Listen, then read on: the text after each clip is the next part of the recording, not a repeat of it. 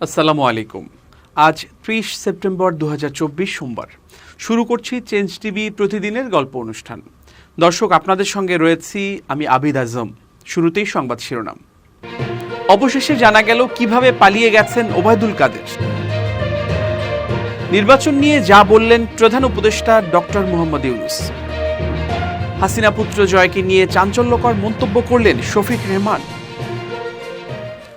এবার বিস্তারিত। অবশেষে জানা গেল কিভাবে দেশ ছেড়ে পালিয়ে গেছেন আওয়ামী লীগের সাধারণ সম্পাদক ও সেতুমন্ত্রী ওবায়দুল কাদের।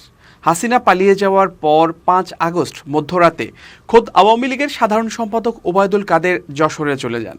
সেখানে তাকে গুরুত্বপূর্ণ একটি নিরাপদ স্থানে আশ্রয় দেওয়া হয়। এরপর তিনি দীর্ঘদিন যশোরেই ছিলেন একটি বিশেষ বাহিনীর তদারকিতে। তবে সম্প্রতি তিনি বিশেষ প্রহরায় সীমান্ত অতিক্রম করেন। বিষয়টি যশোর ও বেনাপোলের বেশ কয়েকটি দায়িত্বশীল সূত্র নিশ্চিত করেছে। তবে তারা পরিচয় প্রকাশ করে কথা বলতে নারাজ। জানা গেছে, ওবায়দুল কাদের কদিন আগে রাতের অন্ধকারে বেনাপোল বন্দর পেরিয়ে ভারতে প্রবেশ করেন। এরপর তিনি কলকাতায় ১-২ দিন অবস্থান করেন। সেখান থেকে নেপাল হয়ে প্রথমে ইউরোপীয় একটি দেশে গেছেন। বর্তমানে স্ক্যান্ডিনেভিয়ান যে কোনো একটি রাষ্ট্রে অবস্থান করছেন বলে সূত্রটি নিশ্চিত করেছে। তবে তার সঙ্গে যোগাযোগ অব্যাহত রেখেছেন নোয়াখালীতে অবস্থানরত পরিবারের অন্য সদস্যরা। নাম প্রকাশে অনিচ্ছুক পরিবারের এক সদস্য জানান, কাদের ভাই সুস্থ ও নিরাপদে আছেন, তবে আপাতত তিনি নিজের অবস্থান জানান দেবেন না। খুব শিগগির বিদেশে তার রাজনৈতিক আশ্রয়ের আবেদনটি গ্রহণ করা হলে নিয়মিতভাবে ওবায়দুল কাদের ব্রিফিং শুরু করবেন বলে জানায় তার এক আত্মীয়। এছাড়া ৭ আগস্ট রাজশাহী সিটি কর্পোরেশনের সাবেক মেয়র খায়রুজ্জামান লিটন ও বিতর্কিত পুলিশ কর্মকর্তা বিপ্লব কুমার সরকার সহ আরও বেশ কয়েকজন বেনাপোল সীমান্ত দিয়ে ভারতে ঢুকেছেন। এমন খবর নিশ্চিত হওয়ার পর স্থানীয় বিক্ষুব্ধ লোকজন বিক্ষোভও করেন। সংশ্লিষ্টরা বলছেন, ছাত্র আন্দোলন শুরু হলে নিজস্ব অস্ত্রধারী বাহিনী নিয়ে মাঠে নামেন যশোর ১ আসনের সাবেক এমপি শেখ আফিল উদ্দিন। পরে তার বিরুদ্ধে একাধিক হত্যা মামলা হয়। বর্তমানে তিনি অজ্ঞাত স্থানে রয়েছেন। এছাড়া আত্মগোপনে রয়েছেন সাবেক উপজেলা চেয়ারম্যান সোহরাব হোসেন, পৌর মেয়র নাসির উদ্দিন, সাবেক মেয়র আশরাফুল আলম ওরফে লিটন, যশোর জেলা আওয়ামী লীগের সভাপতি শহীদুল ইসলাম ও সাধারণ সম্পাদক শাহিন চাকলাদার সহ স্থানীয় নেতাদের অনেকে। এদের বেশ কয়েকজন ইতোমধ্যে বেনাপোল সীমান্ত দিয়ে ভারতে পালিয়ে গেছেন বলে এলাকায় গুঞ্জন রয়েছে। তবে বেনাপোল ছাড়াও বেশ কয়েকজন আওয়ামী লীগ নেতা পার্শ্ববর্তী পুটখালী ঘাট এলাকা দিয়ে ভারতে ঢোকেন। তাদের কেউ কেউ পুটখালীর দালাল সর্দার হিসেবে পরিচিত নাসিরের সহায়তায় দেশ ছাড়তে সক্ষম হন বলে জানা যায়। অনেক আগে থেকে এসব ঘাটটি ধুর পাচারের অন্যতম ঘাট হিসেবে পরিচিত। এছাড়া রঘুনাথপুর এলাকার দালাল বাদশা মল্লিক ও কলারোয়া সীমান্তের ভাদিয়ালি ঘাটে আক্তার চন্দনের সহায়তায় অনেকে ভারতে ঢুকছেন। আওয়ামী লীগের লোকজনকে সীমান্তের ওপারে সহায়তা করছেন কুখ্যাত ভারতীয় দালাল গৌতম দাস ও বাবুরাম। ছাত্র জনতার অভ্যুত্থানে শেখ হাসিনার নেতৃত্বাধীন সরকার পতনের পর সাবেক মন্ত্রী এমপি সহ আওয়ামী দোসরদের অনেকেই দেশ ছাড়তে মরিয়া। দালাল সিন্ডিকেটের সহায়তায় কেউ কেউ ভারতে ঢুকতে কোটি টাকাও দিয়েছেন। তবে ২০ লাখের নিচে কেউ ঢুকতে পারেননি। কেউ আবার খুইয়েছেন মোটা অঙ্কের নগদ টাকা ও ডলার। কাউকে দিতে হয়েছে জীবনও। তবু ভারতে পালানোর মিছিল থামছে না। এ সুবাদে ভারত বাংলাদেশ সীমান্তের বিভিন্ন পয়েন্টে থাকা চিহ্নিত দালালদের পোয়াবারও অভিযোগ আছে, ভিআইপিদের অনেকে পার হওয়ার সময় দুদেশের প্রশাসনের লোকজনের সহায়তা নিয়েছেন। যদিও এ বিষয়ে কেউ মুখ খুলতে নারাজ। আওয়ামী দোসরদের সাজানো প্রশাসন হওয়ায় কৃতজ্ঞতা প্রকাশ করতে অনেকে তাদের নির্বিঘ্নে দেশ ছাড়তে সব ধরনের সহায়তা দিয়েছেন এবং এখনও দিচ্ছেন।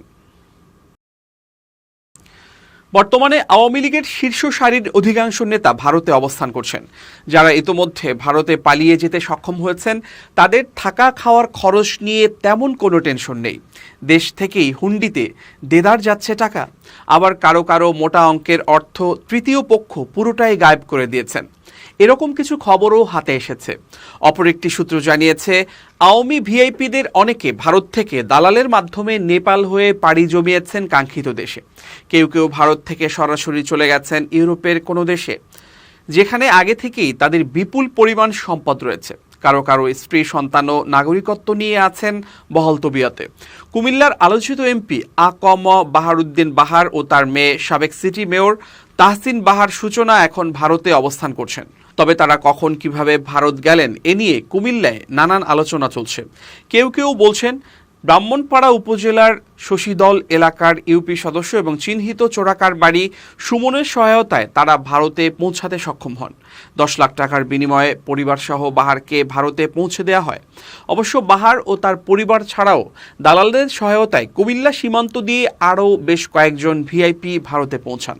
তাদের মধ্যে আছেন কুমিল্লা 5 আসনের সাবেক সংসদ সদস্য আবু জাহের, ব্রাহ্মণপাড়া উপজেলা পরিষদের অপসারিত চেয়ারম্যান আবু তৈয়ব ওরফে অপি, সদর উপজেলার অপসারিত chairman Aminul Islam Tutul, vice chairman Pavel, মহানগর যুবলীগের আহ্বায়ক আবদুল্লাহ আল মাহমুদ ওরফে শহীদ, মহানগর স্বেচ্ছাসেবক লীগের সভাপতি রিন্টু, সাধারণ সম্পাদক পিয়াস, কুমিল্লা সিটি কর্পোরেশনের প্যানেল মেয়র হাবিবুর আল সাদি, সাবেক স্থানীয় সরকার মন্ত্রী তাজুল ইসলামের ব্যক্তিগত সহকারী কামাল হোসেন।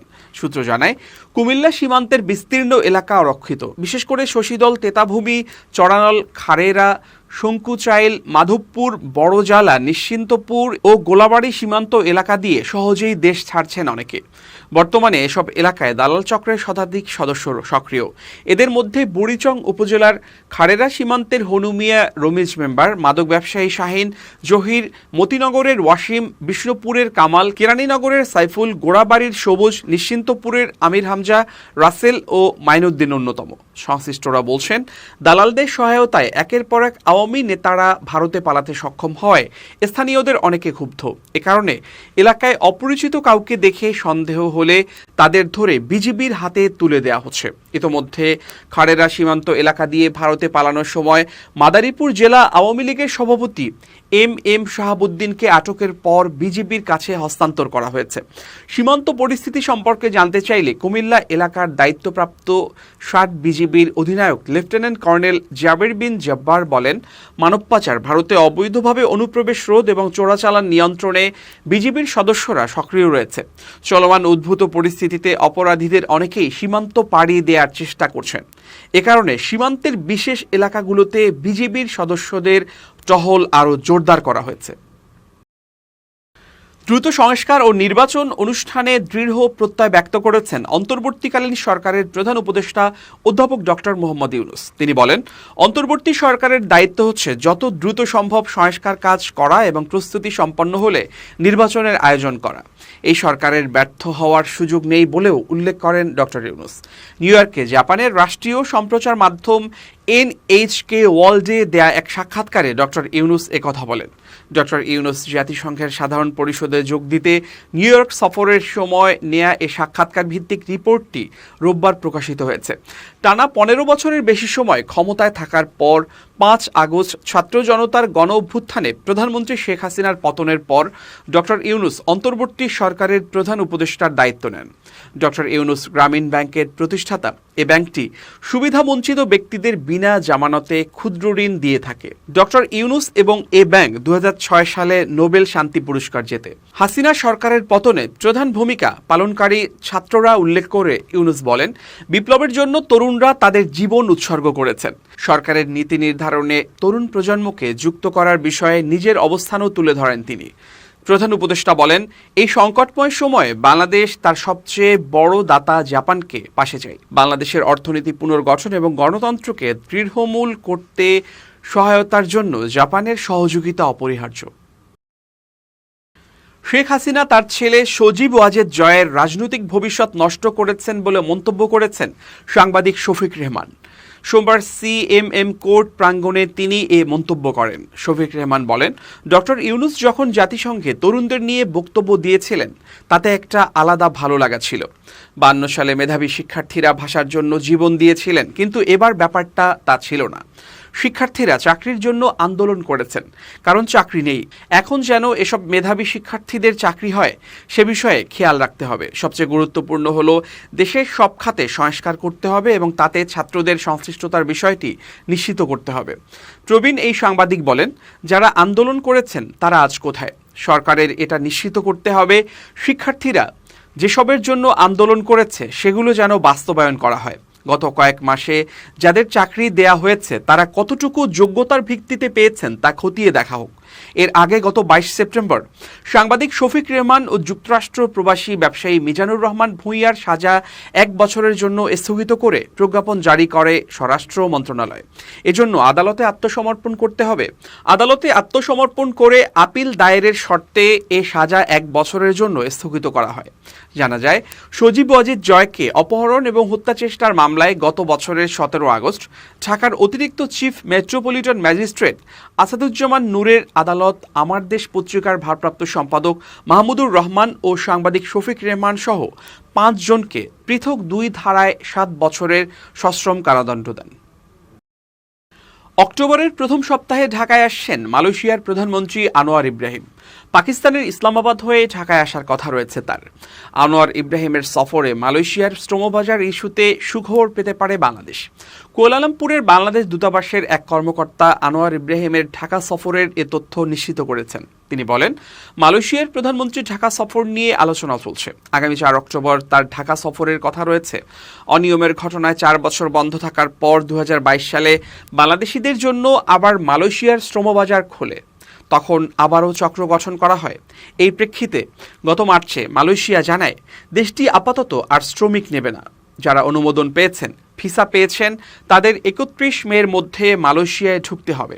তবে অনুমোদন ও ভিসা পাওয়ার পরও নির্ধারিত সময়ে মালয়েশিয়ায় যেতে পারেননি হাজার হাজার কর্মী।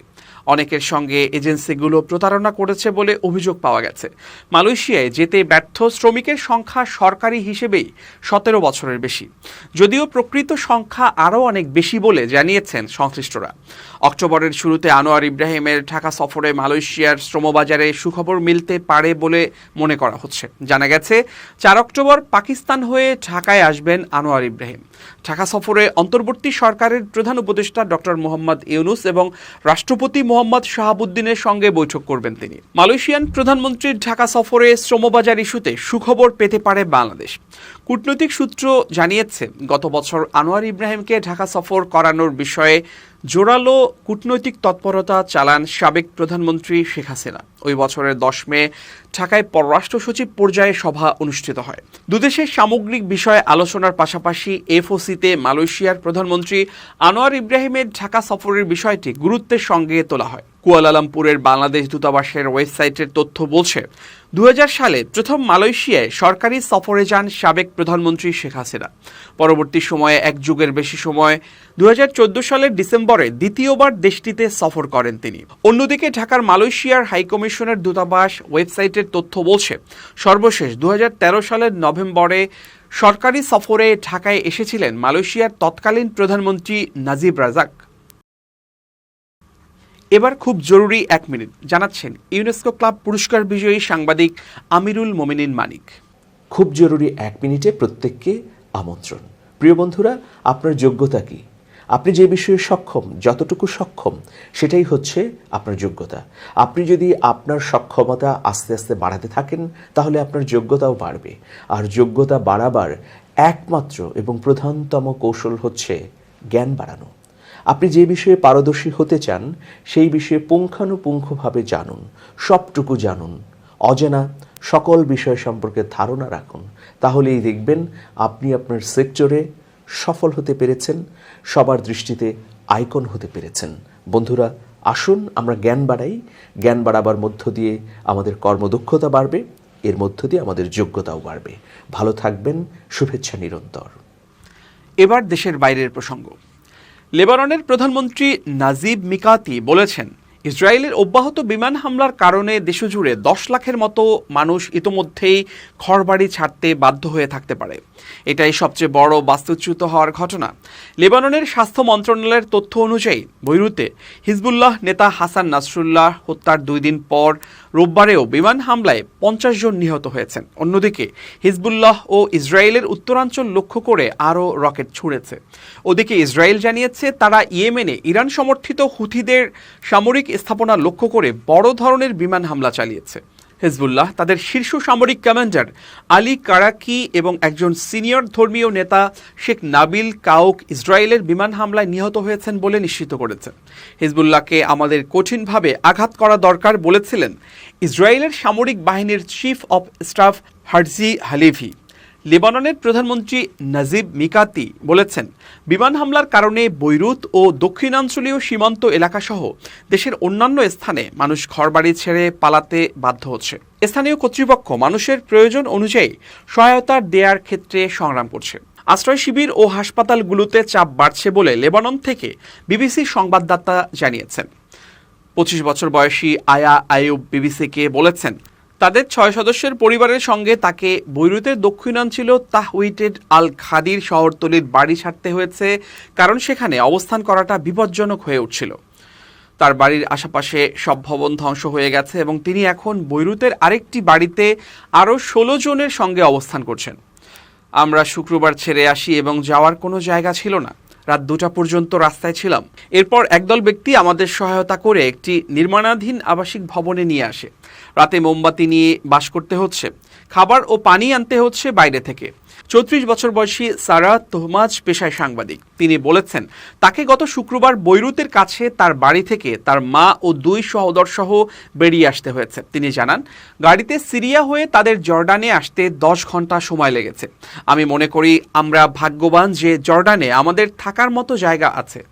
সেখানে মায়ের দিকে আত্মীয়রা আছে। পরে কি হবে আমরা জানি না এবং আবার কখন ফিরতে পারবো তাও জানি না। প্রিয় দর্শক, শেষ করছি প্রতিদিনের গল্পের আজকের গল্প। changetv.press বাংলাদেশের ইউটিউব জার্নালিজমের অগ্রদূত। ভিজিট করুন এর ওয়েবসাইট www.changetv.press, youtube.com/changetvpress এবং সাবস্ক্রাইব করুন চ্যানেলটি। নিয়মিত লাইক, কমেন্ট ও শেয়ার করে আপডেট রাখুন নিজেকে। ভালো থাকুন, নিরাপদে থাকুন, শুভেচ্ছা নিরন্তর।